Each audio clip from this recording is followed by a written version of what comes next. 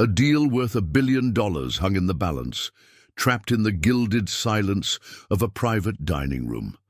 On one side of the table sat two of the most ruthless executives in the tech industry. On the other, the enigmatic Japanese millionaire Ken Tanaka, who had not spoken a single word of English. They saw her silence as weakness, her foreign words as nonsense. They smirked, they whispered, they belittled her, confident in their superiority. They believed they were in complete control. What they didn't know was that their every sneer and every lie was being watched by the one person in the room they never even noticed, the waitress. The air in the private dining room of the Pinnacle, one of downtown Manhattan's most exclusive restaurants, was thick enough to be cut with the sterling silver knives laid on the table. It was an atmosphere of forced patience, a palpable tension simmering beneath a veneer of corporate civility. The room was a statement in itself, walls paneled with dark, polished mahogany, a crystal chandelier that dripped light onto the table like frozen tears, and a single vast window offering a godlike view of the sprawling city lights below. On one side of the expansive table sat Julian Croft and Leo Vance.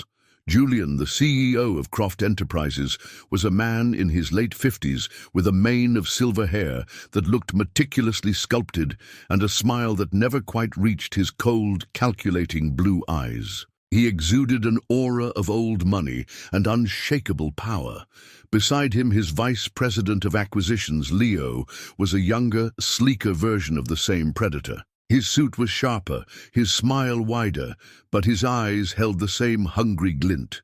They were here to close the deal of a lifetime, the acquisition of Tanaka Dynamics, a Japanese firm at the forefront of sentient robotics. And on the other side of the table was the reason for their anxiety, Ken Tanaka. She was not what they had expected. She was perhaps in her late 60s, her posture ramrod straight, her silver-streaked hair pulled back in a simple, elegant knot. She wore a modest, dark silk dress, unadorned with any jewelry save for a simple jade ring. Her face, a mask of calm impassivity, gave away nothing. Accompanying her was her trusted aide, a younger man named Kenji Sato, who sat slightly behind her, his expression a perfect mirror of his employer's stoicism. The problem began the moment she arrived. After the initial greetings facilitated by Kenji, Ken Tanaka had spoken. But her words were not the crisp, accented English they were prepared for. They were Japanese, soft, melodic, and utterly incomprehensible to Julian and Leo. The first course arrived with the silent, choreographed precision that was the Pinnacle's hallmark. Maya placed the plates on the table, each one a miniature work of art. A trio of seared Hokkaido scallops resting on a bed of yuzu-infused foam, dotted with glistening black tobiko. The delicate oceanic aroma momentarily perfumed the tense air. For Maya, the act of serving was a meditation, a series of practiced fluid movements that allowed her to blend into the wallpaper, to become part of the room's ambient hum. It was from this vantage point of invisibility that she watched the real performance begin. Julian Croft saw the arrival of the food not as a moment for pleasantries, but as the curtain rising on his stage. He picked up his fork, not to eat, but to use as a prop, a conductor's baton for the symphony of self-importance he was about to unleash. He flashed a smile that was all teeth and no warmth, a predator's baring of arms. "Kenna," he began, the use of her first name a deliberate, unearned intimacy designed to put her on the back foot. "Let's be frank about what we're creating here. This isn't just an acquisition, it's a paradigm shift. Croft Enterprises has the global distribution network, the infrastructure, the raw market power. Tanaka Dynamics has the finesse, the genius. Together, we can leverage your assets and my reach to achieve a vertical integration that will not just disrupt the sentient robotics market, it will redefine it entirely." He spoke of forward-thinking synergies, proactive capitalization, and disruptive innovation, weaving a tapestry of corporate jargon that was meant to dazzle and intimidate. Leo Vance, his protégé, played his part perfectly, nodding along with a sycophantic grin, his eyes darting between his boss and Mers. Tanaka, eagerly anticipating her capitulation. To them, this was a display of overwhelming force, a verbal shock and awe campaign that no one, least of all a quiet foreign woman, could possibly resist. Maya, standing by the mahogany sideboard, felt the disingenuousness of the words like a physical pressure in the room.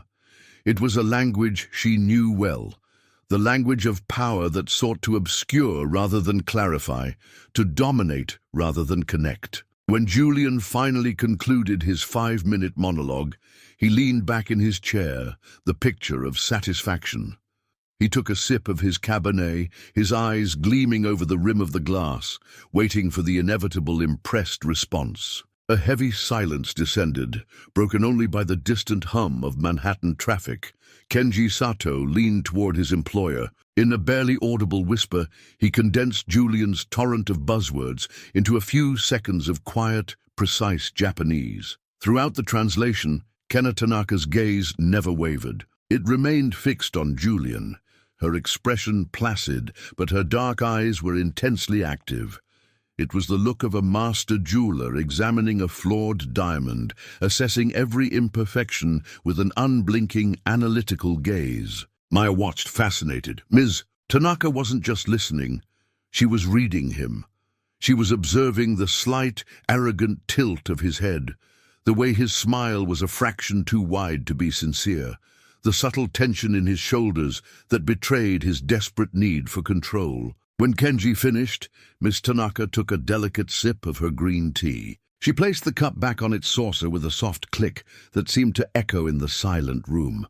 Then she spoke. Her voice was soft, melodic, but carried an undercurrent of formidable stillness. It was a single, short sentence. Kenji straightened up and turned back to the two expectant executives, his face a perfect mask of professional neutrality. Ms. Tanaka appreciates your passion, he translated. The words landed with the force of a vacuum. All the air, all the energy Julian had pumped into the room vanished. His confident smile faltered, replaced by a flicker of confusion, then irritation. The chasm between his grand oration and her minimalist reply was too vast to be anything but a deliberate slight. It was like using a sledgehammer to crack a nut, only to have the nut remain perfectly intact. Leo Vance shifted in his seat, his polished facade cracking. He leaned towards Julian, his hand cupped poorly over his mouth. "What is this? A game?" he hissed, his voice a low thrum of frustration.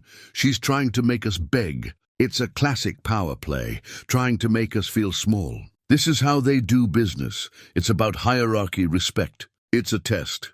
We just have to play along. The prize is worth it." Even as he said it, a seed of doubt was planted. He was trying to fit the situation into a familiar box, to rationalize a response he fundamentally did not understand. From her corner, Maya saw it all. She saw the tremor in Leo's hand as he gripped his wineglass, a stark contrast to the perfect stability with which Ms. Tanaka held her teacup. She saw the arrogance curdling into frustration. They thought they were being tested by a foreign business custom, but Maya sensed it was something far deeper, a personal evaluation they were already failing. Kenna Tanaka spoke again, another soft stream of Japanese. This time, the translation from Kenji was not a polite dismissal. "Ms. Tanaka notes that your company's stock fell 2 points in late trading this afternoon, Mr. Vance," Kenji said, his gaze fixed on Leo. "She hopes it wasn't related to the unfortunate early leak of your quarterly projections." His feigned confidence evaporated, replaced by the naked shock of a man who had been expertly exposed. It was a surgical strike, delivered with the politeness of a whisper, but the impact of a physical blow. She hadn't just done her homework. She'd done a full forensic analysis. She knew their vulnerabilities. Julian Croft's smile became a thin, hard line. The coldness in his blue eyes intensified. This was not the simple, deferential woman he had expected. He had come prepared for a straightforward negotiation of numbers and clauses. He had not come prepared for a silent, unnerving dissection of his and his subordinates' character and competence. The billion-dollar deal was still on the table, but the control he had taken for granted was rapidly slipping through his fingers, vanishing into the calm, observant silence of the woman across from him. On the periphery of this silent war, Maya existed as a function, a necessary and unnoticed mechanism in the grand machinery of luxury. Her movements were economical and silent, a ballet of service she had perfected over hundreds of shifts. A ghost in a crisp white apron, she refilled Julian Croft's wineglass, her presence so subdued he didn't even register the bottle's shadow passing over the table. She cleared away the scallop plates, now barren landscapes of smeared foam, and did it with the stealth of a cat. To be good at her job was to erase herself, to anticipate needs before they were voiced, and to melt back into the polished mahogany walls. But behind the disciplined emptiness of her professional demeanor, Maya was anything but vacant. She was a watcher, a collector of unspoken moments. This skill hadn't been taught in a training manual. It was a fundamental part of who she was, forged in the liminal spaces of her childhood. Her mother, a brilliant and dedicated Japanese diplomat, had raised her between two worlds. Her early years were a collage of sensory memories, the scent of rain on the asphalt of a Tokyo side street, the taste of her grandmother's ramen, the rigid cadence of Japanese schooling, where the group was valued above the self. Then there were the returns to New York, a loud, chaotic and exhilarating world of individuality, where her quiet, observant nature often made her feel like an outsider. She was never fully Japanese in Japan, nor entirely American in America. She lived in the translation. Language for her became more than communication. It was a landscape. She understood its textures, its hidden valleys of meaning, its sharp peaks of subtext. She dreamt in both English and Japanese, her subconscious mind switching between the directness of one and the layered nuance of the other. This dual existence had led her to her one true passion, photography. Her battered Nikon was an extension of her eye, a tool for capturing the silent stories she saw everywhere. Her NYU coursework was demanding, but it was her personal projects that consumed her. She wasn't interested in grand cityscapes. She was obsessed with the quiet dramas that unfolded in the corners. Her current project was a series she called Ghosts of the Grid, black and white photos of New Yorkers caught in moments of profound vulnerability. A stockbroker on a crowded subway platform, his power suit undone by the utter exhaustion on his face. An elderly woman on a park bench, sharing her lunch with pigeons, her eyes filled with a universe of untold memories. Her goal was to capture the truth beneath the city's hardened shell. That dream, however, was fueled by a harsh reality. It was a life of ramen noodles, of calculating every dollar, of choosing between buying a new textbook or fixing the leak under her sink. Her tiny Brooklyn apartment was her sanctuary, its walls covered in contact sheets and prints, a visual diary of her soul. But the rent was a constant, looming threat, and the tuition payments were a mountain she climbed one grueling shift at a time. This job at the pinnacle, with its soul-crushing rules and invisible servitude, was the price she paid for her art. It was a trade-off that was beginning to feel heavier with each passing day. Tonight, the private dining room had become her studio. Her photographer's eye was at work, stripping away the pretense. She saw Julian Croft, not as the titan of industry he projected, but as a man terrified of losing control. His smile was a mask, and she could see the fine tension lines around his eyes that betrayed the immense effort it took to keep it in place. She saw Leo Vance, all sharp angles and hungry ambition. He was a younger, less practiced version of his boss, his impatience a raw nerve just beneath his skin, visible in the way he constantly adjusted his tie, the restless tapping of his expensive shoe against the carpet. But it was Kenna Tanaka who held her gaze. In the older woman's profound stillness, Maya recognized something deeply familiar, something that resonated with the Japanese half of her soul. It was the powerful silence she remembered from her grandmother, a silence that wasn't empty but pregnant with thought, wisdom, and unshakable strength. It was the concept of ma, jian, the essential void, the pause between notes that gives music its meaning. Julian and Leo saw a vacuum and rushed to fill it with their noise, their bluster, their arrogance. Maya saw a carefully cultivated space, a vessel of immense power. The ramrod-straight posture, the calm, impassive face, the simple jade ring.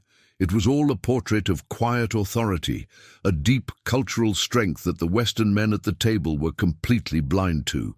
She felt an unexpected surge of kinship, a fierce protective instinct for this woman who reminded her so much of the dignified matriarchs of her own family. As she moved to pour more hot water into Ms. Tanaka's teacup, she caught a fragment of Japanese, a phrase that floated in the air after one of Kenji's translations. Ms. Tanaka murmured it softly, almost to herself. Kenji didn't translate this part. It was a simple observation about the chandelier, but the word she used for light, komorebi, mulu-reri, was specific and poetic. It didn't just mean light. It meant the ethereal light that filters through the leaves of trees. It was a poet's word, not a businesswoman's. It was a word that spoke of an appreciation for subtlety, for beauty in the small details. And it was completely at odds with the sterile corporate environment and the predatory men sitting across from her. A thought sparked in Maya's mind, unsettling and sharp. Why would a woman who thinks in such beautifully nuanced terms choose to be so utterly silent and blunt in her translated replies? The discrepancy was jarring, the pieces didn't fit. The woman who saw sunlight filtering through trees in a crystal chandelier was not the same woman who was allowing herself to be portrayed as a simple, passionless negotiator. Something else was happening here. The story was deeper, hidden in the shadows, and Maya realized with a shiver of anticipation and dread that she was the only other person in the room who might be able to read it. The main course arrived, interrupting the strained silence that had followed Leo Vance's public flaying. Maya moved with practiced grace, placing down plates of pan-seared duck breast with a glistening cherry reduction sauce, the rich, sweet aroma a stark contrast to the acrid tension in the air. As she performed the familiar ritual, she felt her senses heighten. Her mind, now primed by the subtle dissonance of Ms. Tanaka's poetic language, began to actively listen, to tune into the frequencies beneath the surface of the conversation. She was no longer just a waitress. She was an ethnographer, a secret listener in a high-stakes play. Julian Croft, having recovered his composure, decided to try a different tack, feigned personal interest. He gestured towards Ms. Tanaka, his smile wide and magnanimous. "Kenji, please tell Ms. Tanaka that I heard she recently returned from Scotland. I hope she had a wonderful holiday. The Highlands are simply breathtaking in the autumn." Kenji nodded and leaned in to translate. Maya, who was refilling water glasses, heard his crisp, professional Japanese, and then she heard Ms. Tanaka's reply. When Kenji turned back to the executives, his translation was, as always, impeccable and brief. "Ms. Tanaka thanks you. She found her time there to be very illuminating." But Maya froze, the heavy glass water pitcher suddenly feeling weightless in her hand. Her trained ear had caught a terrifying discrepancy. Kenji's translation was accurate, but it was a skeleton stripped of all its flesh. When Julian had asked about her holiday, Ms. Tanaka had replied using the formal Japanese term shisatsu, a word that doesn't mean vacation. It means an official inspection or a fact-finding tour. And when she described the trip as illuminating, the word she used was benkyu ni narimashita, a phrase that literally means it became a study or I have learnt a great lesson. She wasn't just saying she had a nice time. She was saying, I was there on business. I was investigating something, and what I learned was significant. It was a subtle, coded message that she was aware of more than just his golf game, perhaps the clandestine, off-the-books meetings he had conducted between rounds at St. Andrews. Kenji, in his role as a perfect literal interpreter, had conveyed the surface meaning while the true, critical information had sailed completely over the executives' heads. It was a symphony of intellectual dominance, and Maya was the only one in the audience who could hear the music. Her mind raced. She looked at Kenji Sato with new eyes. Was his professional detachment a deliberate strategy? Was he in on this elaborate game, his perfect translations a tool to lull the opposition into a false sense of security? Or was he simply a functional interpreter, unaware of the masterful linguistic chess his employer was playing? His impassive face offered no clues. The realization settled in Maya's gut with a cold weight. She understood the true nature of the scene before her. Gena Tanaka was speaking a second hidden language. It was a language built not just on words, but on honorifics, cultural context, and deliberate omissions. She was using the limitations of translation as a weapon, creating a fog of misunderstanding through which she could land precise, invisible blows. Leo Vance, still smarting from the earlier jab about his company's stock, tried to regain some ground by steering the conversation back to his perceived strengths. "While we're on the topic of projections," he said, puffing out his chest slightly, "our aggressive growth strategy at Croft Enterprises is something our shareholders find very exciting. We believe in ambitious goals." Tanaka listened to the translation, her head tilted slightly. She responded with a phrase that was even softer than before. Genji translated, "Miss Tanaka acknowledges your ambitious goals." But Maya felt the hairs on her arms stand up. She had heard the original Japanese. Ms. Tanaka had used the word zanen. On the surface, zanen could mean unfortunate or too bad.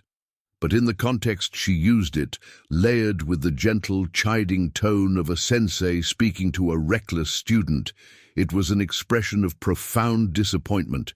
It was the sound of a master craftsman looking at a piece of wood with great potential that had been crudely handled. She wasn't acknowledging his ambition.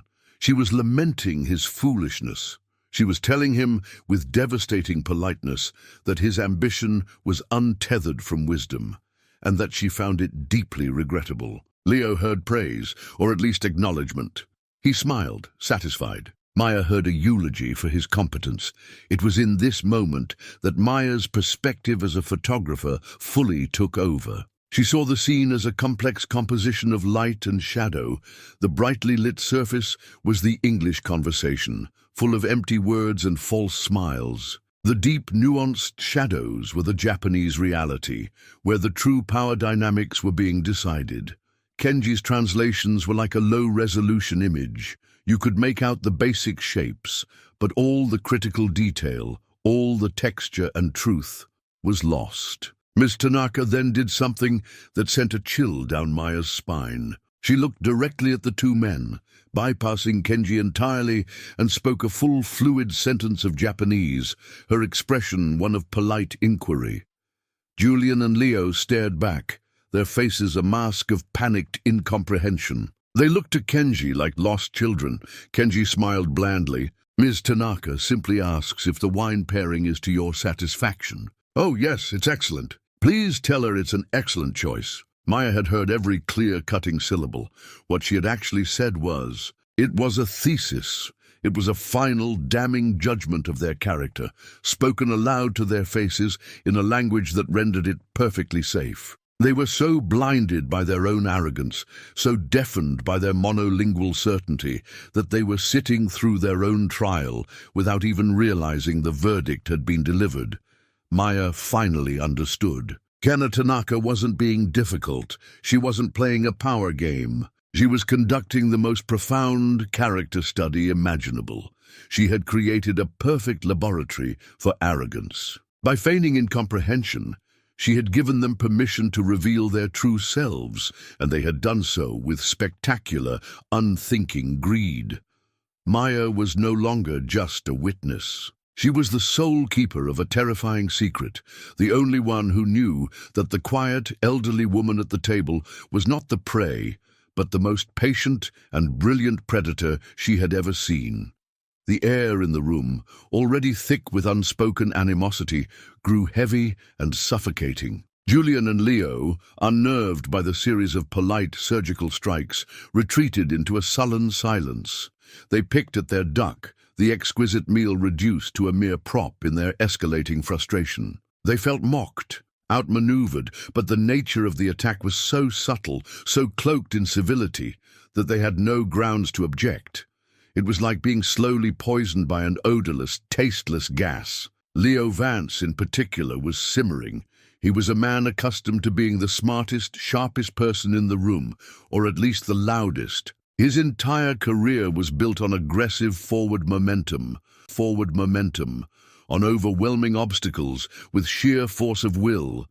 This passive, quiet resistance was driving him to the brink of his composure. He tried to regain control, posing a direct tactical question about Tanaka Dynamics' patent portfolio.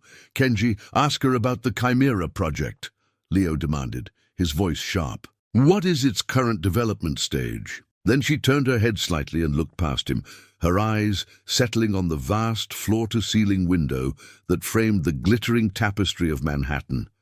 She spoke a few words of Japanese to Kenji, her tone light and conversational. Kenji turned back to Leo. "Ms. Tanaka is admiring the architecture of the Chrysler Building. She finds its Art Deco style to be a triumph of form and function. The final indignity." His pointed, critical business question had not only been ignored, it had been dismissed in favor of an architectural observation. He had been rendered completely and utterly irrelevant. For Leo Vance, a man whose entire identity was built on his professional importance, this was an intolerable insult. Something inside him snapped. The thin veneer of corporate civility, already cracked and crazed, shattered completely. He shoved his plate forward, the silverware clattering loudly against the porcelain. He leaned far across the table, his knuckles white where he gripped the edge. His face was flushed with a dangerous mottled red. The carefully constructed mask of the slick modern executive fell away, revealing the brutish, entitled bully beneath. "All right, that's enough," he snarled. He looked past Kenji, his eyes locking directly onto Ms. Tanaka. He began to speak, his voice loud, slow, and dripping with a condescension so profound it was almost theatrical. "We are offering a very good price. Lots of money," Leo continued, his voice echoing in the small room.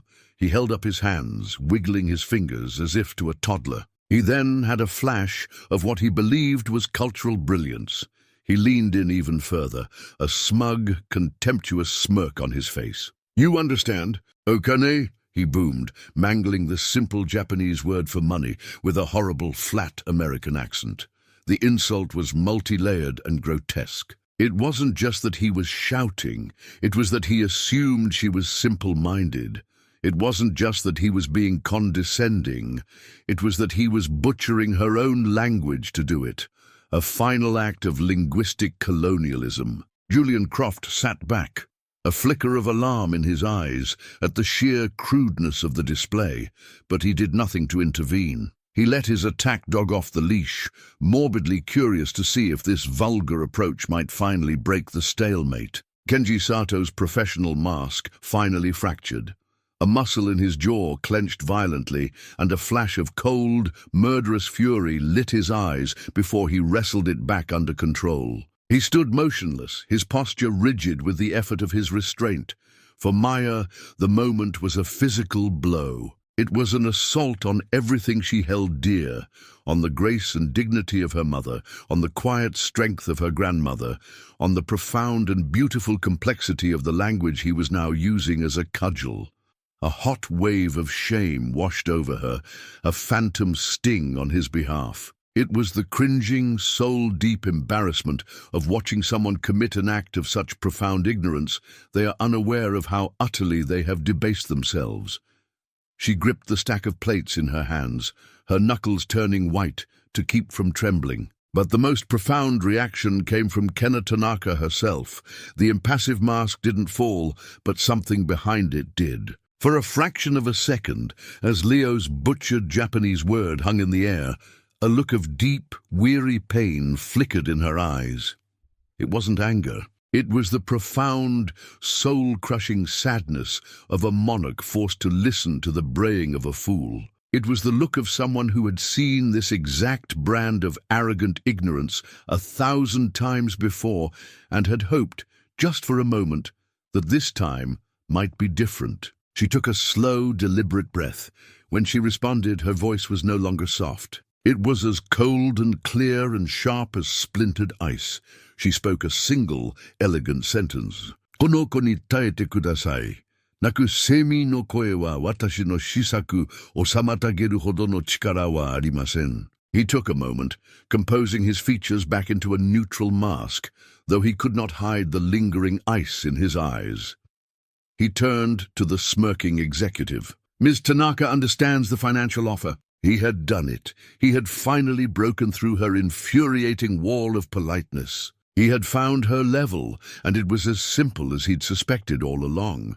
He glanced at Julian, who gave him a subtle, approving nod. They were back in control, but Maya, standing frozen by the wall, felt like the world had tilted on its axis. She had heard the ice in Ms. Tanaka's voice. She had understood the devastating poetry of her words. The translation was not a lie, but it was a spectacular misrepresentation of the truth. What Ms. Tanaka had actually said was, "The cry of a cicada does not have the power to disturb my thoughts." And he had taken it as a win. In that horrifying, clarifying moment, Maya knew. The negotiation was a sham. The billion-dollar deal was a mirage. Gena Tanaka was not here to sell her company. She was here to conduct a vivisection. She was laying these men bare, layer by layer, exposing the rot and corruption at their core, and they were too arrogant and too ignorant to even realize they were on the operating table.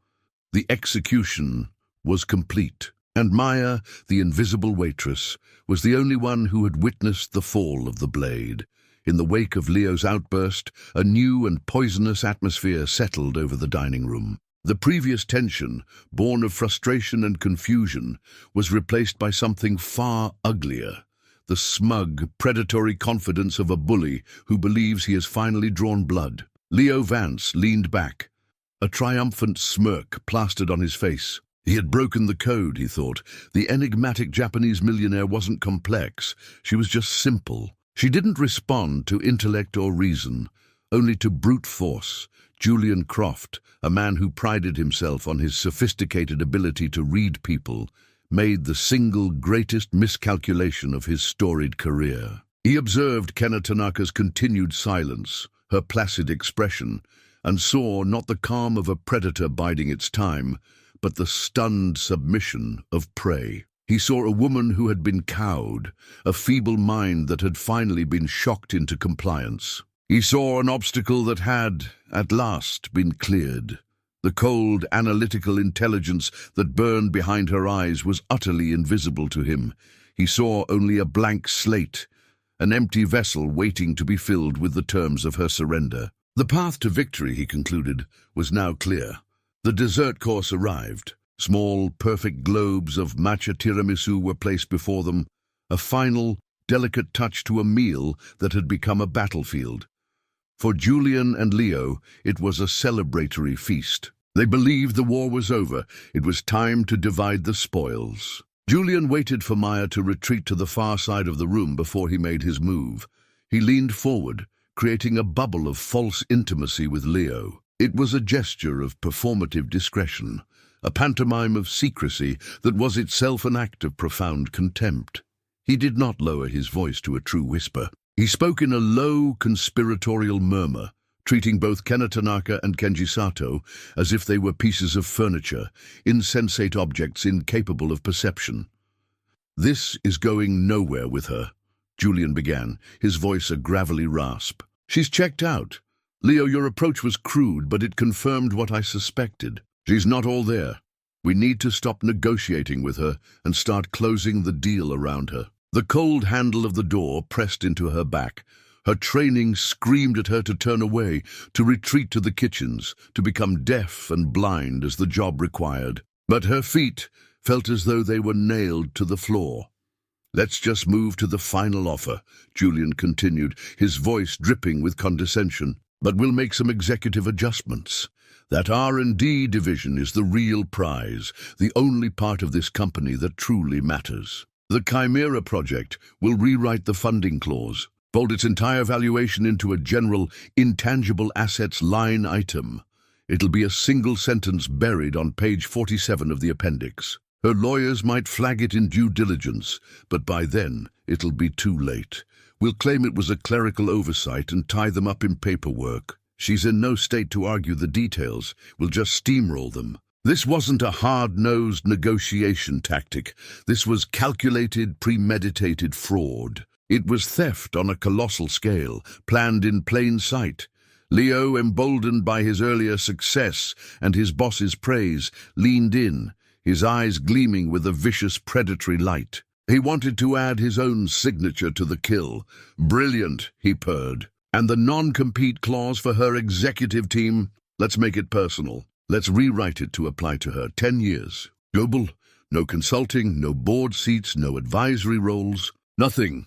We're not just buying Tanaka Dynamics. We're buying Kenna Tanaka herself. We neutralize her completely. The brand is her name. We can't have her ghost popping up at some startup in 5 years. Let's put her out to pasture for good. It's the smart play. They justified their treachery with a casual, dismissive wave of Julian's hand. It's a mercy, really, Julian said, the lie rolling smoothly off his tongue. She's clearly not capable of running things anymore.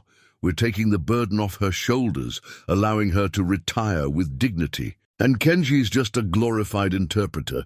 He knows who'll be signing his checks when the ink is dry. He'll translate whatever we tell him to. To stay silent was to be complicit.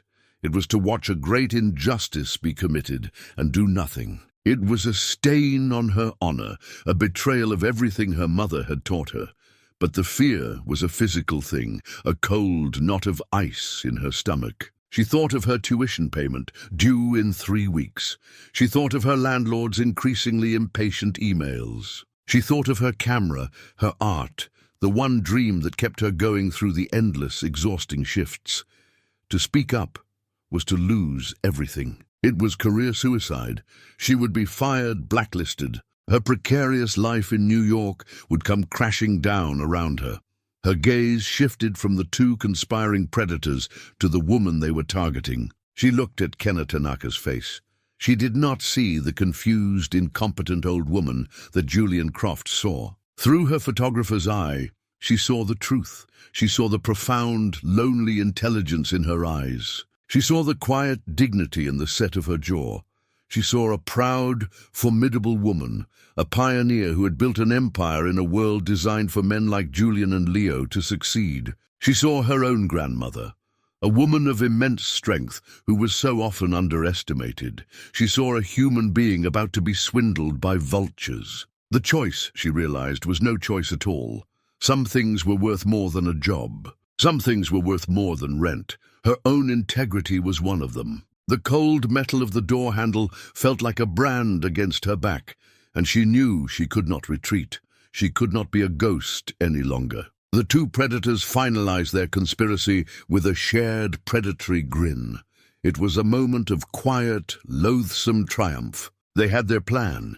The billion-dollar prize was within their grasp, and all it had cost them was the last vestiges of their integrity, a currency they had long since written off as a worthless asset. As their smug silence settled, a sound so faint it was almost imperceptible broke the stillness. It was a sigh that escaped Kenna Tanaka's lips. It was not a sound of defeat or resignation. It was a whisper of profound, lonely disappointment, the sound of a sovereign surveying her kingdom and finding it barren of honorable men. And carried on that sigh were 3 soft, mournful words in Japanese, spoken almost to herself, a lament directed at the universe. Der mo inai no. The question pierced the air and struck Maya's heart with the force of a physical blow. It wasn't a query directed at anyone in the room. It was the ancient, weary question of a leader, a parent, a mentor who has looked for character and found only its absence. The words were a quiet articulation of the very isolation Maya had sensed in her from the beginning. In a room built of mahogany and deceit, surrounded by smiling assassins, she was utterly alone. In that instant, the war within Maya ended. The frantic, terrified voice that screamed of rent and tuition and a ruined future was silenced. The whisper from the woman at the table had answered her internal conflict. The question, "Is there no one?" was met with a silent, resolute response that rose from the deepest part of her soul. "There is me." The fear did not vanish. It remained a cold, hard knot in her stomach. But it was no longer in control. It had been eclipsed by a ferocious, clarifying sense of purpose. The frantic hammering of her heart was no longer the drumbeat of panic. It was the steady, powerful rhythm of resolve. Her movements became slow and deliberate. She smoothed the front of her crisp white apron, not as a servant's tick, but as a knight dons his armor. She straightened her posture, her spine lengthening, her shoulders squaring. It was a subtle, symbolic act of transformation. She was shedding the cloak of invisibility, stepping out of the role of the silent, subservient waitress and into the full stature of herself. Maya, daughter of a diplomat, witness to a crime, keeper of a dying code of honor. Then she began to walk. The journey from the service door to the dining table was the longest 10 paces of her life. The world seemed to slow, the light from the chandelier thickening like honey. The ambient sounds of the restaurant, the distant clinking of cutlery, the murmur of other patrons, the low hum of the city outside the vast window, all faded into a muted, irrelevant buzz. All that existed was the tableau before her, the two smirking executives, the stoic and watchful aide, and the lonely queen they sought to depose. Each step on the plush Persian rug was a conscious act of defiance. It was a rebellion against every rule she had been taught, a betrayal of her professional duty, and the most honest thing she had ever done. She didn't stop beside Julian or Leo. To do so would have been to address them as equals. Instead, she walked to the other side of the table and stopped at a respectful distance from Kenna Tanaka's left shoulder. Her position was a clear, unspoken declaration of allegiance. The executives didn't notice her at first, too engrossed in their self-congratulation. It was Leo who saw her first, a sneer twisting his lips. "Finally. Can we get some coffee here, or are you just admiring the view?" Julian's head snapped in her direction, his eyes narrowing with irritation at the interruption. Kenji Sato's head shot up, his professional composure shattering into an expression of pure, unadulterated disbelief. He saw a catastrophic breach of protocol, an unthinkable act of insubordination, but Maya ignored them all. She took a slow, deep breath, and then she performed an act so unexpected, so culturally out of place in this Western temple of commerce, that it sliced through the room's tension like a blade. She bowed. It was not a servant's deferential nod. It was a deep, formal ojigi, a bow from the waist, her back held perfectly straight, her hands clasped respectfully before her. It was a gesture of profound reverence, one reserved for an elder, a teacher, a person of immense status.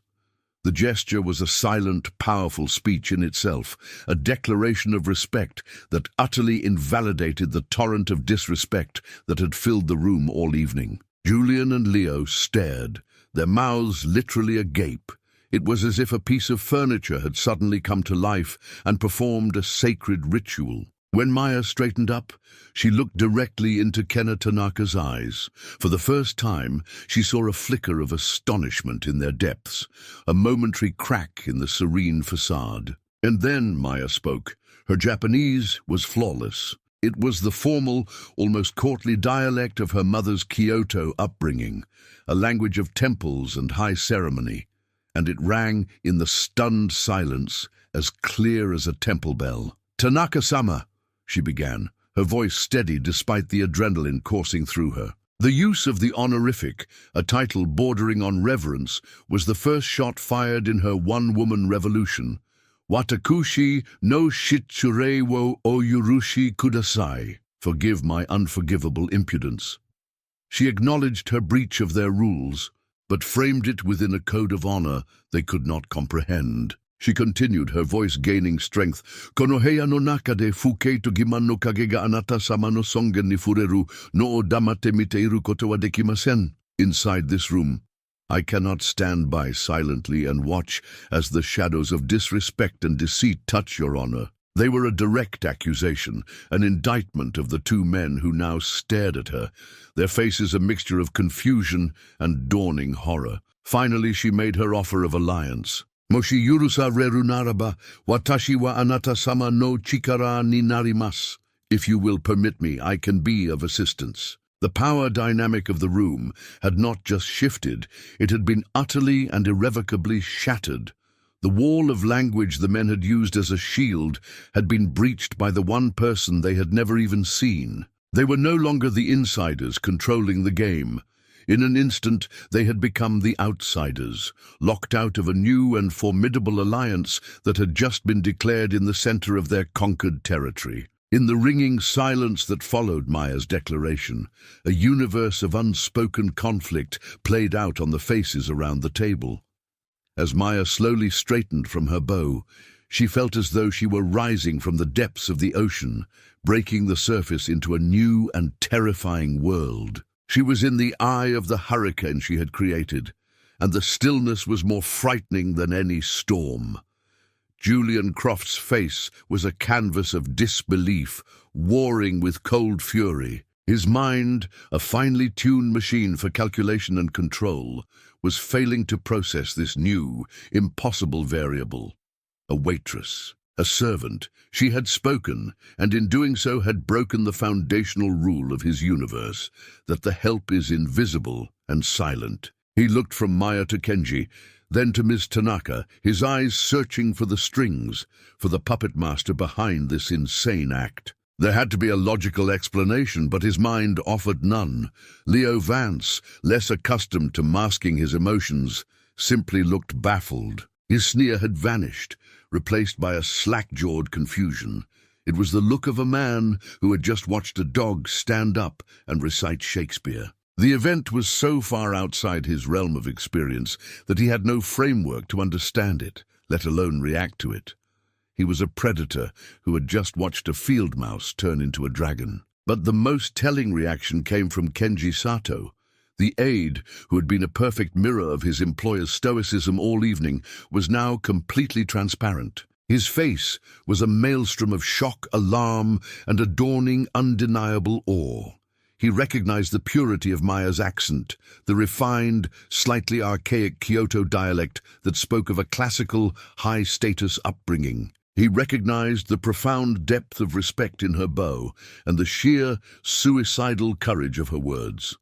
He had been performing his duty, walking the tightrope of professional translation. This young woman had just set the tightrope on fire.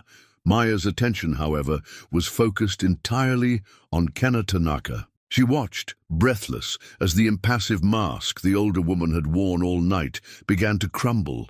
It was not a sudden collapse, but a slow, geological fracturing, as if a great weight was finally being lifted. It began with a subtle trembling of her lower lip, then her ramrod-straight posture, which had seemed carved from unyielding granite, softened almost imperceptibly. And then came the tears. They welled up in her eyes, not the hot tears of anger or the sad tears of grief, but the glistening, liberating tears of profound, soul-shattering relief. From Maya's vantage point, it was like watching a dam break after holding back a century of pressure, the immense, lonely wisdom that had defined Ms. Tanaka's gaze was momentarily washed away by a wave of raw, vulnerable humanity.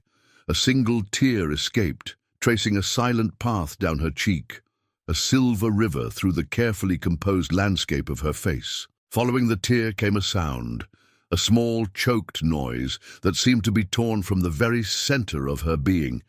It was the sound of a prisoner, held for years in solitary confinement, who hears a key turn in the lock. It was the sound of an exile, lost in a foreign land, who suddenly hears a voice speaking the forgotten language of their childhood.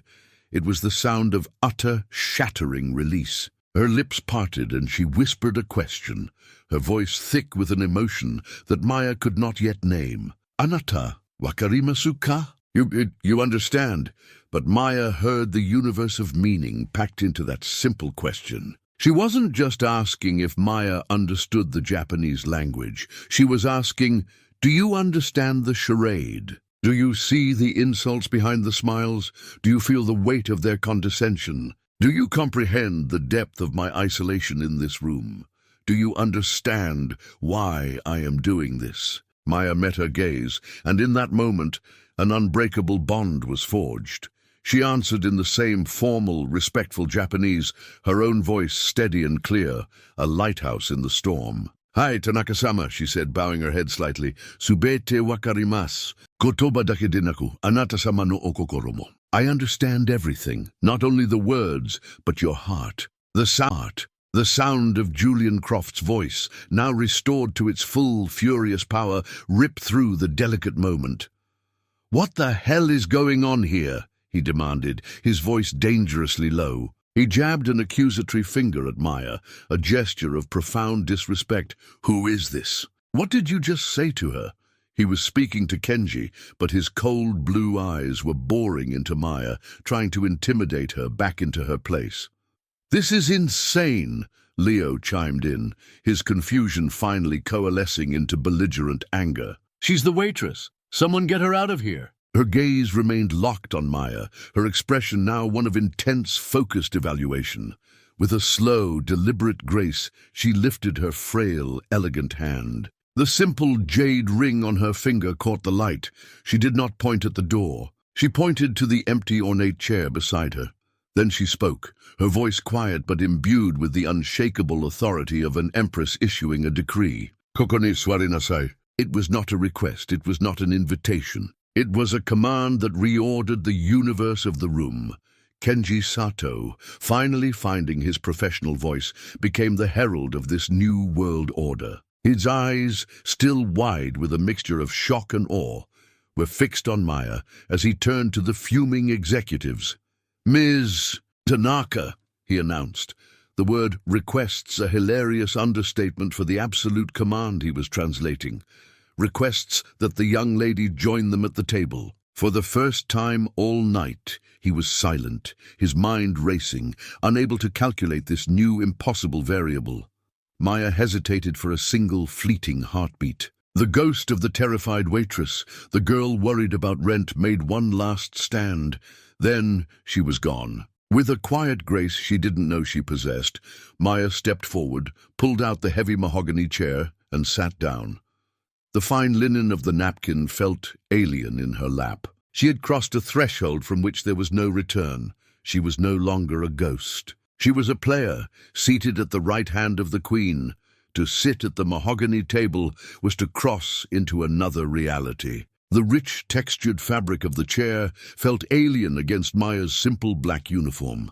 The fine linen napkin in her lap was a foreign object, a relic from a world she had only ever served, never inhabited. A half-eaten globe of matcha tiramisu sat before her, an absurdly elegant testament to the surreality of the moment. Across the table, Julian Croft and Leo Vance stared, their faces a thunderous portrait of fury and confusion. The world had turned on its axis, and somehow she was at its center.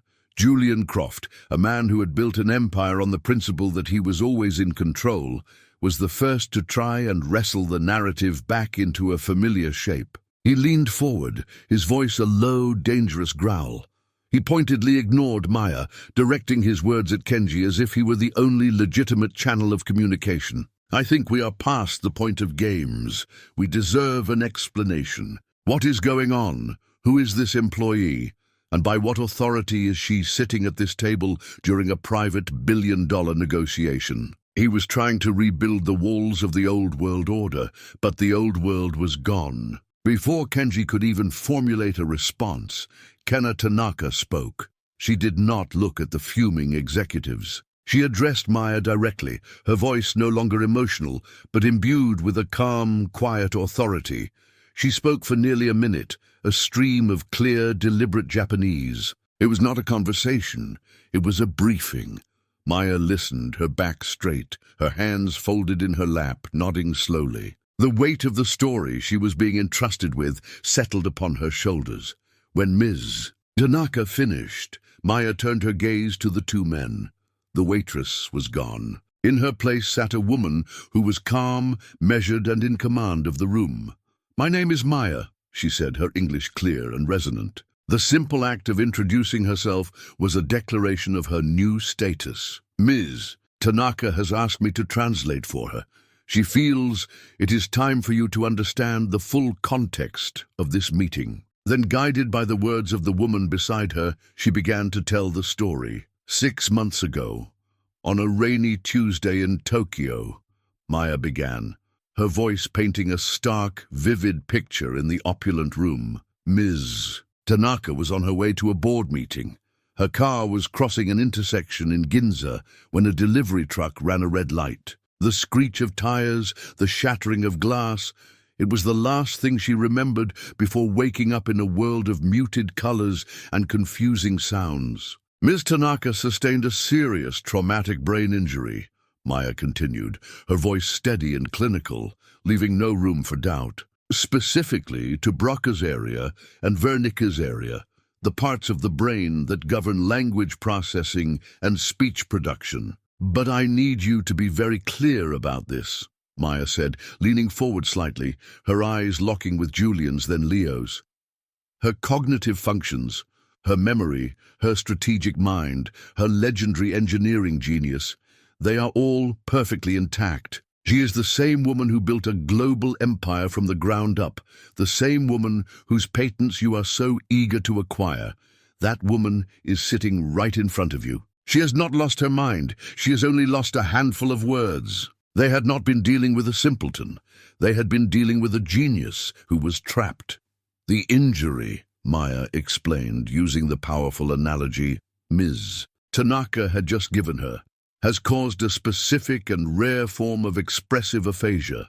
When she is under stress, like in a high-stakes negotiation for her life's work, her brain defaults to its most fundamental, deeply ingrained pathways. For her, that is her native Japanese. The English she learned in her 20s while fluent becomes inaccessible, a locked room in her own mind. The more she tries to force the door, the more firmly it seals shut. She was not playing a power game, she was wounded. She was a prisoner in the brilliant fortress of her own mind, able to understand everything, but unable to command the one language her audience required. Leo Vance, ever the opportunist, blurted out the question that was already forming on Julian's lips. "Why wasn't this disclosed?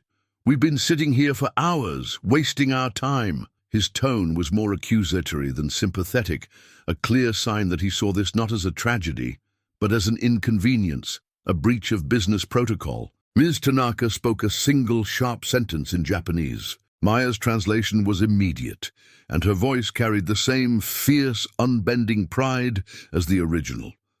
"Ms. Tanaka did not want your pity," she said, her eyes flashing. "Dignity is not a line item in a quarterly report." She did not want to be defined by her injury, nor did she want to be seen as a liability by the very people to whom she was considering entrusting her legacy. She came here to conduct a test. She believes you can learn more about a person's character from how they behave when they are confused and frustrated than from how they behave when they are comfortable and in control. She created a vacuum of understanding to see what you would fill it with: empathy, patience, respect, or arrogance, condescension, and deceit. This entire evening, Maya concluded, her voice now quiet but carrying the weight of a judge's gavel, was a test of character. Julian Croft and Leo Vance were no longer ruthless executives at the pinnacle of their power. They were specimens under a microscope, their every ugly, grasping impulse now revealed, catalogued, and judged by the very woman they had dismissed as a confused old foreigner. They had been weighed, they had been measured, and they had been found utterly and irredeemably wanting. A thick, damning silence consumed the room. It was the silence of guilt, a vacuum filled with the unspoken truths of the evening. Julian Croft and Leo Vance, who had entered the room as titans, now sat as exposed villains in a drama they hadn't even known they were starring in. Their condescension, their boorish insults, their whispered conspiracy to defraud, all of it had been an audition, a series of moral questions posed to them on a hidden stage. And for every question, they had provided the most spectacularly wrong answer imaginable. For a fleeting moment, Leo Vance looked genuinely shaken. The color drained from his face, and his usual smirk was replaced by a look of pale shock. The sheer, intricate audacity of the test, the cold intelligence required to orchestrate such a thing, seemed to momentarily overwhelm him. He was a wolf who had just discovered the sheep he was hunting was, in fact, the master huntsman who had laid the trap. But this flicker of humanity was quickly extinguished. He took his cue, as always, from the man beside him. Julian Croft's mind was a fortress of ambition, impervious to the useless siege of shame.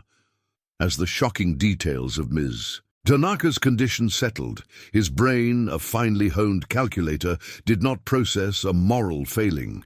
It processed a new set of variables. Brain injury, vulnerability, stress-induced impairment. The narrative in his head began to rewrite itself with terrifying speed. He wasn't a monster who had kicked a wounded person. He was a pragmatist who had just discovered his opponent's fatal weakness. He reframed her brilliant, calculated test not as a sign of incredible strength, but as the desperate, erratic gambit of a compromised leader. The queen on the chessboard, in his eyes, had just been revealed to be a wounded pawn. This wasn't a failure, it was an opportunity, the greatest one yet. He leaned forward, and the transformation was breathtaking in its insincerity. The cold, calculating executive vanished, replaced by a performance of such profound, caring sympathy that it would have been convincing to anyone who hadn't just witnessed the blackness of his heart. His voice, once sharp and commanding, became as smooth and warm as honey. "My God, Kenna," he began, the use of her first name now dripping with a feigned paternalistic concern. That is just terrible. We had absolutely no idea." He reached a hand across the table as if to comfort her, a gesture of pure predatory theater. "Please, you must accept our deepest, most sincere apologies. To think we were causing you such distress, it's unconscionable." He made direct eye contact, his blue eyes attempting to project a universe of empathy. But Maya, now attuned to the subtle frequencies of deceit, could see the cold reptilian gleam behind the performance. It was the solicitous concern of a shark asking a bleeding swimmer if it could be of any assistance. Leo, catching on instantly, realigned his features into a mask of mock concern. The pale shock was gone, replaced by an earnest, furrowed brow. "Absolutely," he chimed in, his voice an octave lower, full of manufactured gravity. "The last thing you need is more stress. We feel just awful. Your health, your recovery, that must come first. Business can wait." It was one of the hardest things she had ever had to do. Her mind recoiled from the lies, but her duty was to be a conduit. She relayed the meaning, the sympathetic tone, the carefully chosen words of apology. But as she spoke, the elegant, respectful Japanese, it felt like she was wrapping poison in silk. She watched Ms. Tanaka's face for a reaction, but the mask of impassivity was back, firmly in place. Having laid the groundwork of false empathy, Julian moved to the next phase of the attack. Their sympathy was not a balm, it was a solvent designed to dissolve her defenses. "In fact," he continued smoothly, the benevolent patriarch in full swing, "this revelation actually makes everything so much simpler. It clarifies the path forward. Let us take this entire burden off your shoulders. We can expedite the deal, handle all the complex details, the regulatory filings, the executive transitions, all of it. You shouldn't have to trouble your mind with performance metrics and restrictive covenants at a time like this." He's right. We can have our lawyers draft a simplified letter of intent tonight. Just a simple, clean framework to get the ball rolling. It would be for your own good, Kenna. It would allow you to step back and focus on what's really important, your recovery. They had taken her deepest vulnerability, a secret she had guarded to protect her dignity, and in the space of 90 seconds had twisted it into a weapon to be used against her. Maya translated the final, insidious offer, her own voice betraying none of the horror and disgust that was churning in her stomach. She had unwittingly handed them this weapon, and she felt a sickening wave of responsibility. She finished the translation and looked at Kenna Tanaka. For a moment, the older woman's eyes met hers. In their depths, Maya saw the familiar, weary disappointment she had seen earlier when Leo had shouted at her. It was the look of a teacher who had given her students a simple test of character, only to watch them fail in a new and even more spectacular fashion. They had failed the test of patience. They had failed the test of respect. And now they were failing the test of basic human decency. The test, Maya realized with a growing sense of dread, was not over. It had just entered its final, most dangerous phase. The polite charade was finished. The subtle linguistic games were done. Now it was a battle of raw opportunism against quiet, wounded dignity. The dinner was no longer a negotiation. It was a battlefield, and the sharks were circling, their teeth bared in smiles of deepest concern. The air in the room, which had briefly cleared with the startling honesty of Ms. Tanaka's confession, was now thick again with a new kind of poison, the cloying, sweet scent of predatory opportunism. Julian Croft, fully inhabiting his new role as the benevolent patriarch, slid a slim, leather-bound folder from his briefcase. He didn't toss it onto the table.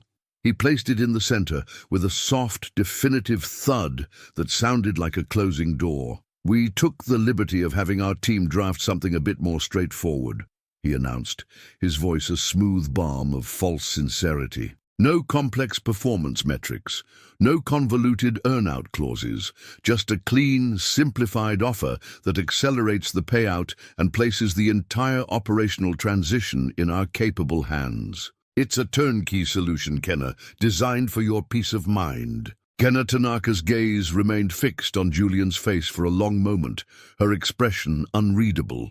Then she turned her head slightly and gave a single, almost imperceptible nod in Maya's direction. The message was unmistakable. The command was absolute. "You are my champion now. This is your fight." Maya felt a jolt of fear mixed with a powerful surge of resolve. She was a photography student. Her expertise was in light and shadow, composition and truth, not leveraged buyouts and equity transfers. The document on the table was a foreign language as dense and incomprehensible as any ancient scroll. But she had to try. She had to be more than a mouthpiece. With a steady hand, she reached out and took the folder. The leather was cool and smooth beneath her fingertips. She opened it to reveal pages of dense, numbered clauses. The sheer weight of the legalistic text was intimidating, designed to overwhelm and obfuscate. But as she scanned the first few paragraphs, a memory surfaced. Long nights in her mother's study, the scent of old books and green tea, helping her proofread diplomatic treaties. Her mother had taught her to ignore the jargon and search for the intent, to recognize the scent of deliberately obtuse language, the way a simple turn of phrase could hide a dagger. Taking a deep breath, Maya began to read the key clauses aloud to Ms. Tanaka in a slow, careful Japanese. The two men watched, their patience already wearing thin, their feigned sympathy beginning to fray at the edges. They didn't let her get far. "Clause 7B is just a standard indemnity clause," Julian interjected, waving a dismissive hand. "Purely legal boilerplate. We can skip that to save everyone some time. Not worth getting bogged down in the weeds." My mother's first rule, Maya thought. The faster they want you to read, the slower you should go. "One moment," she said in English, holding up a hand to silence them without looking up from the page. The authority in her own voice surprised her. She then switched to Japanese, her voice low and urgent. "Tanaka-sama," she began, "they are trying to gloss over these sections, but the language here is deliberately evasive. Clause 7B is not a standard indemnity clause."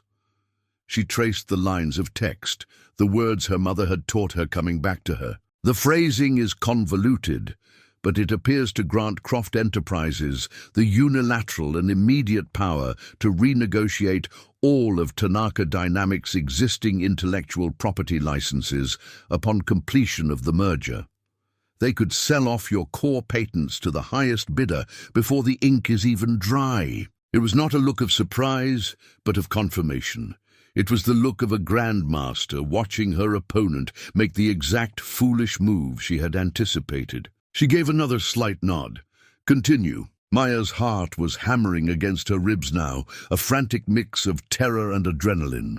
She moved to the next section the men had tried to wave away. "And Section 12, she went on, her voice trembling slightly with the audacity of their deceit, has nothing to do with redundancy protocols. It's a non-compete clause, but it's written with the language of a cage. It would not only prevent your top executives from working in the industry, but it would effectively bar you, personally, from engaging in any related technological or robotics endeavors for a period of 10 years. She looked up from the page, her eyes meeting Ms. Tanaka's. "They are not trying to buy your company," she said, her own analysis now flowing freely. "They are trying to buy your silence. They want to purchase your future and lock it in a vault." They suddenly seemed smaller, their expensive suits nothing more than cheap camouflage for their bottomless greed. "What's the hold-up?" Julian demanded, his voice losing its sympathetic smoothness and regaining its familiar sharp edge. "What are you telling her? It is a simple standard agreement designed to make her life easier." The waitress who had flinched at his tone just an hour ago was gone. In her place was a shield. She did not respond in the deferential tones of a servant. She responded in his own language, the cool, precise, and utterly unshakable language of corporate formality. "I am ensuring Ms. Tanaka understands the full and precise meaning of every single clause, Mr. Croft," she said, her voice even and cold. "As you can surely appreciate, clarity is paramount in a deal of this magnitude." It stunned him into a momentary, sputtering silence. The power dynamic in the room had not just been inverted, it had been completely rewritten. They had presented a weapon disguised as a gift, only to find that their supposedly helpless target now had a warrior standing in her corner, and she was deconstructing their weapon piece by painful piece right before their eyes. The atmosphere in the room had become a high-tension wire, humming with exposed lies and shattered confidence. Julian and Leo, who had been so certain of their intellectual superiority, now looked at Maya as if she were a sorceress who had just revealed their cheap tricks.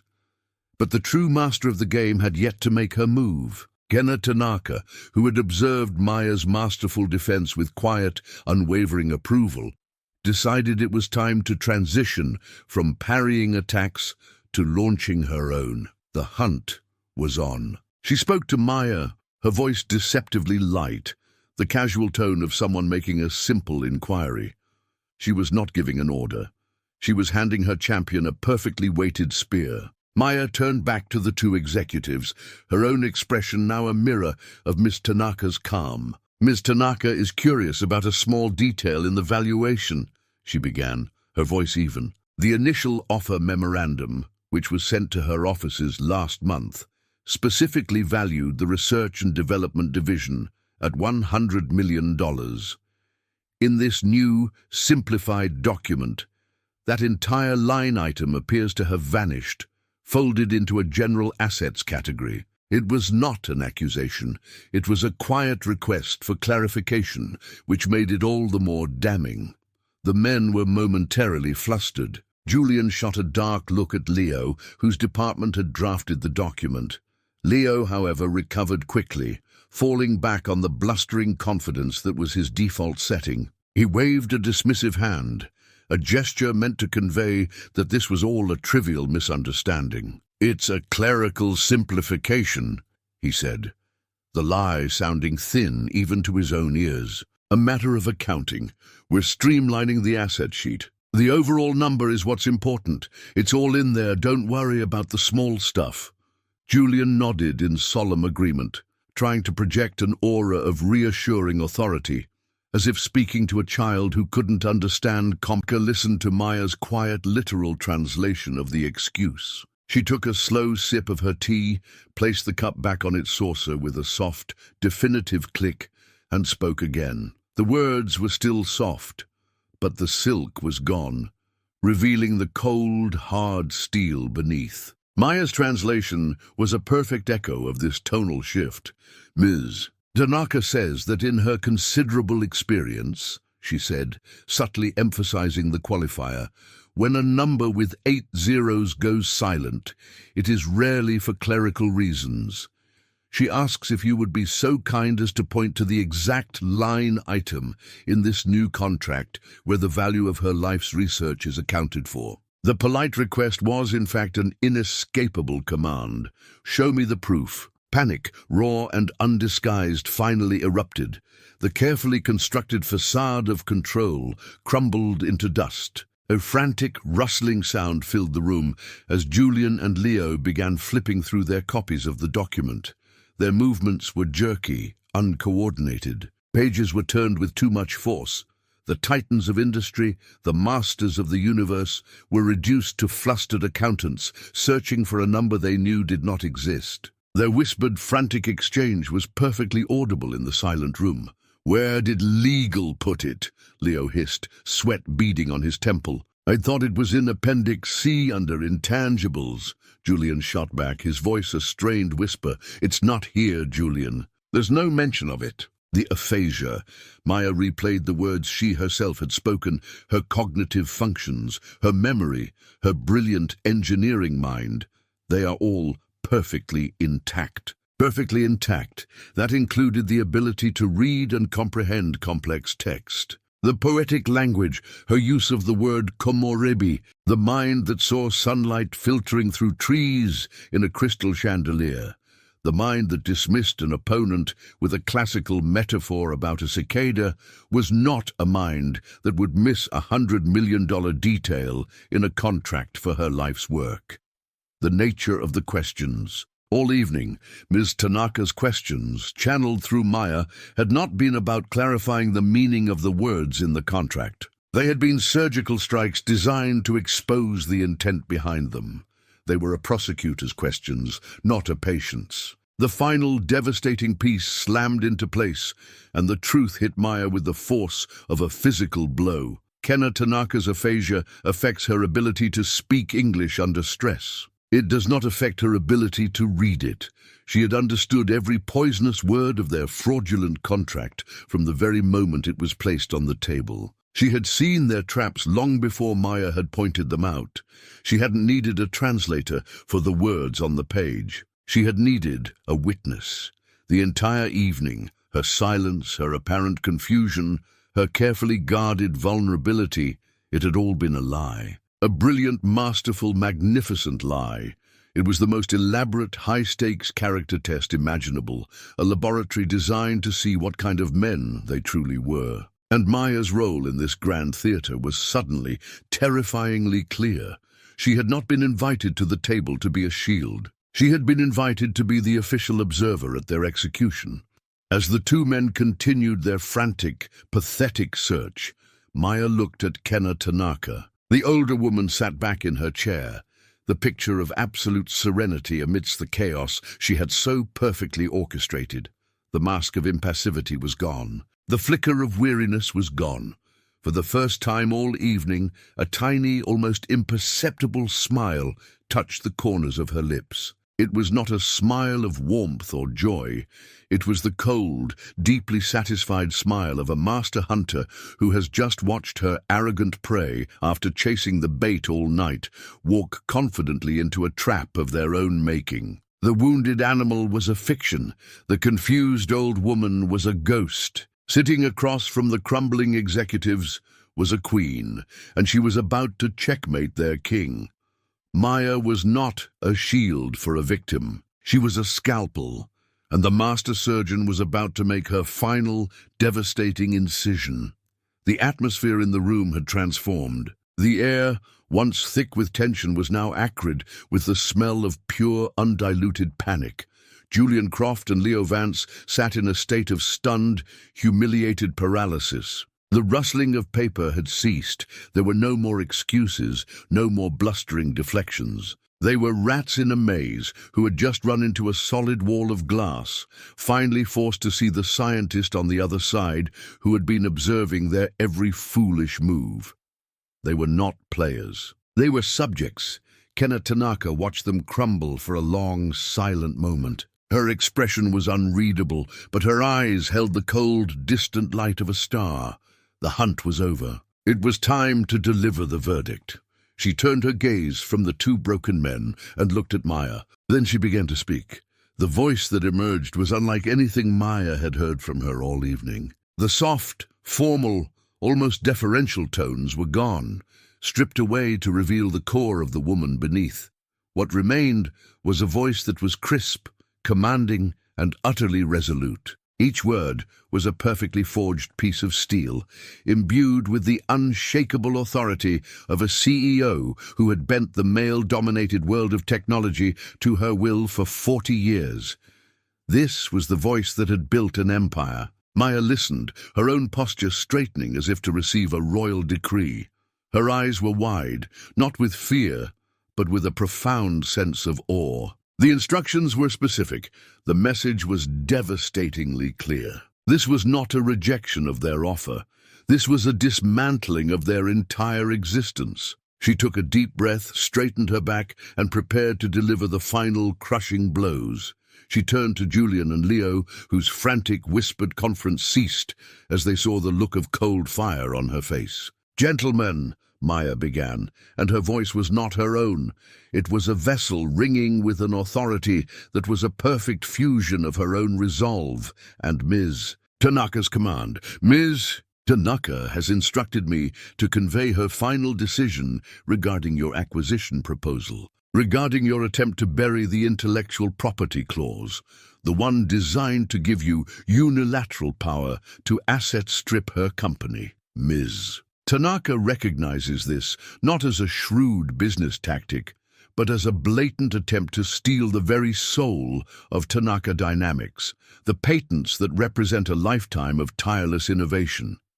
She considers this not just a breach of good faith, but a profound and unforgivable personal insult to her and to every engineer who has dedicated their life to her vision. His meticulously sculpted silver hair suddenly seemed less distinguished and more the mark of a tired old fool. "Second," Maya continued, her attention shifting with surgical precision to Leo Vance, who visibly flinched under her gaze, "regarding the deceptively worded non-compete clause, the one so cruelly designed to end her career. Ms. Tanaka finds this amusing." Maya delivered the word with the chilling coldness of a razor blade.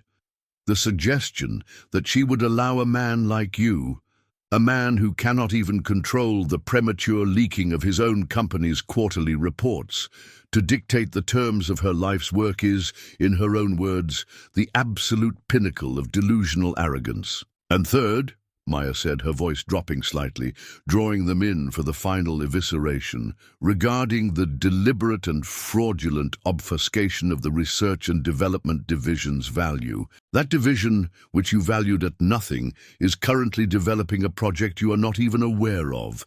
It is called Project Chimera. Ms. Tanaka informs me that its projected market value in the next 5 years will far exceed that of this entire company. Your clumsy attempt to acquire the future for the price of a rounding error has been noted and will be remembered." They had been outmaneuvered, outsmarted, and laid bare by the very woman they had dismissed as a confused old foreigner. But the master stroke, the final, brutal checkmate, was yet to come. Kenna Tanaka spoke one final time in Japanese. It was not a sentence. It was a short, simple command. "Ima, now." He reached into the inner pocket of his jacket and pulled out a small, sleek digital audio recorder. He placed it in the center of the table with a soft, definitive click that echoed like a gunshot in the silent room. He pressed a single button. A tiny, distorted voice, unmistakably Julian Croft's, filled the opulent space. And let's just move to the final offer. We'll rewrite the R&D funding clause, bury it in the appendices. We can absorb them into our own structure and save 20 million off the top. She'll never even know the difference. She's completely out of her depth. She's lost in her own world. Every greedy, dismissive, and fraudulent word echoed in the gilded cage they had built for themselves, a death sentence spoken in their own voices. When it finished, a profound, terrible silence descended. Julian Sterling was staring at the recorder as if it were a venomous snake poised to strike. Leo Thorne looked like a man who had just watched his own ghost walk through the wall. They were not just defeated, they were ruined. And then the final miracle happened. Kenna Tanaka moved. She leaned forward slightly, her gaze fixed on the two shattered men across the table. The immense effort of the evening, the release of stress, the adrenaline of total and absolute victory, something deep within the locked rooms of her mind, broke open. A neural pathway blocked for months was cleared by the sheer, unadulterated force of her will. She spoke, and she did not speak in Japanese. "I believe," she said, her voice quiet, a little raspy from disuse, but perfectly, chillingly clear, "this negotiation is over." Her accent was a faint, elegant melody, a beautiful and terrifying sound. It was a thunderclap in a silent church. It was the final, undeniable proof of her complete and total mastery of the situation. The game was over. The Queen had not just captured their king. She had burned their entire kingdom to the ground. In the wake of Kenna Tanaka's final devastating words, a silence fell upon the room that was heavier and more profound than any that had come before. It was the silence of a tomb. The two men, Julian Croft and Leo Vance, sat like statues carved from ash, their faces slack with a horror that went beyond mere financial loss. This was not the sting of a deal gone sour. This was the soul-deep shock of total public annihilation. With a grace that seemed impossible for a woman who had been a pillar of silent stillness all evening, Kenna Tanaka stood. The weariness was gone from her eyes, replaced by a look of serene, final authority. Genji Sato, his face a mask of profound, unwavering respect, pulled her chair back for her. She did not spare the two ruined men another glance. To do so would have been to acknowledge their continued existence, and in her world they had already ceased to be. Her gaze, however, found Maya. She gave a slight, almost imperceptible nod.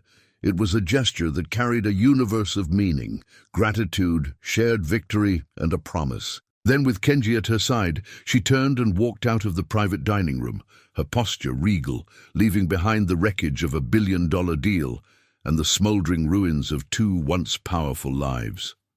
The soft, definitive click of the door latch closing was the loudest sound Maya had ever heard. She was alone with the ghosts. The room, once a stage for power and ambition, was now a crime scene. The half-eaten plates of Michelin-starred food seemed obscene in their opulence.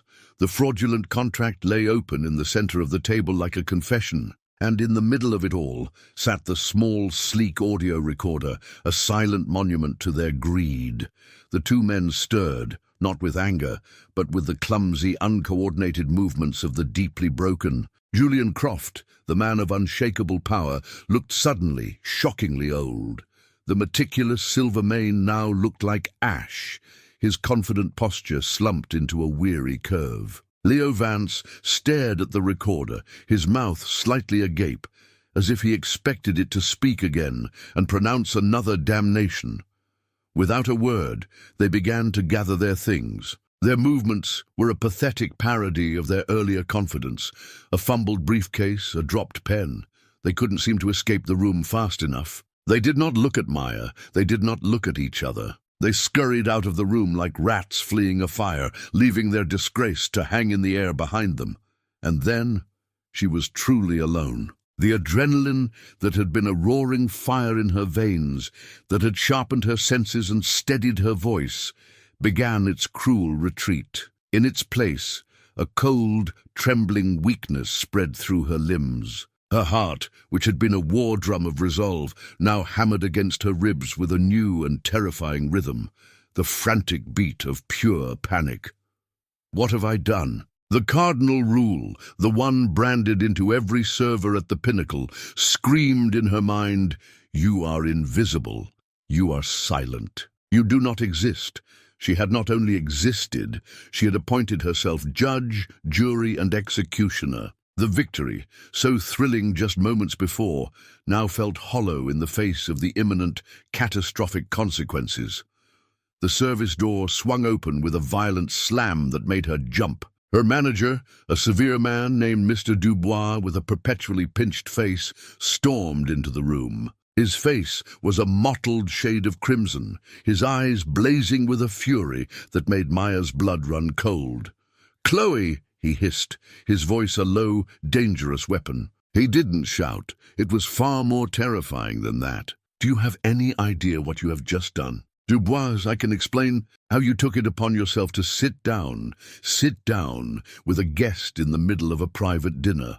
I have Julian Croft's chief of staff on the phone, screaming so loud I'm surprised the crystal in here hasn't shattered. He's threatening to sue not just you, but this entire restaurant for breach of privacy, for unprofessional conduct, for God knows what else. On silent, perfect service, and you, in 10 minutes, have potentially destroyed it. You are fired, of course that is a given, but I assure you, you will be so blacklisted in this city, you won't be able to get a job washing dishes in a back alley diner. Pack your things. Get out of my sight." She had acted on principle, and this was her reward, ruin. As she opened her mouth to speak, though she had no words to offer, the dining room door opened again, this time with a soft, deliberate click. Kenji Sato stood on the threshold. His presence instantly commanded the space. His suit was immaculate, his expression utterly calm, but his eyes held a cold fire that made Mr. Dubois' theatrical rage look childish. "I believe you are mistaken," Kenji said, his voice quiet, yet carrying an authority that sliced through the manager's tirade. He took a step into the room, his gaze fixed on Mr. Dubois. Miss Maya was not acting on her own accord. She was acting on a direct and explicit request from my employer, Mrs. Kenna Tanaka. "What? That's impossible. She's the—" "Croft, I would advise him to be very careful about making threats. We have a recording of him and Mr. Vance conspiring to commit wire fraud and contractual deception. My next call is to our legal team. His chief of staff will soon have far more pressing concerns than the conduct of a waitress." The name Tanaka, which before had just been a name on a reservation, now landed with the weight of a global corporation and its army of lawyers. Kenji's attention shifted from the stunned manager to Maya. The coldness in his eyes vanished, replaced by a genuine warmth and a profound look of respect that felt more valuable than any paycheck. "Ms. Tanaka would like to speak with you. She is waiting in her car downstairs." He said it not as an order, but as a gentle invitation. He then turned his head slightly towards Mr. Dubois. "See to it that her personal belongings are gathered and delivered to the address I will provide. She will not be returning here." She walked past her former manager, who stood gaping like a fish, his authority utterly dismantled. She didn't look back. As she walked through the bustling main dining room, she shed her white apron, folding it and placing it on a service counter. A final, symbolic act of leaving that world behind. She followed Kenji out of the gilded restaurant and into the cool Manhattan night. At the curb, a sleek black Rolls-Royce was purring, a vessel from another dimension. Kenji opened the rear door, and Maya, feeling as though she was stepping into a dream, slid inside. The chaotic symphony of the city was instantly muted, replaced by a profound, unnerving silence. Across from her, illuminated by the soft glow of the cabin lights, sat Kenna Tanaka. She looked tired, the immense effort of the evening etched on her face, but her eyes were clear and full of a deep, soulful gratitude. There is a Japanese proverb. Ms. Tanaka began, her English quiet but steady.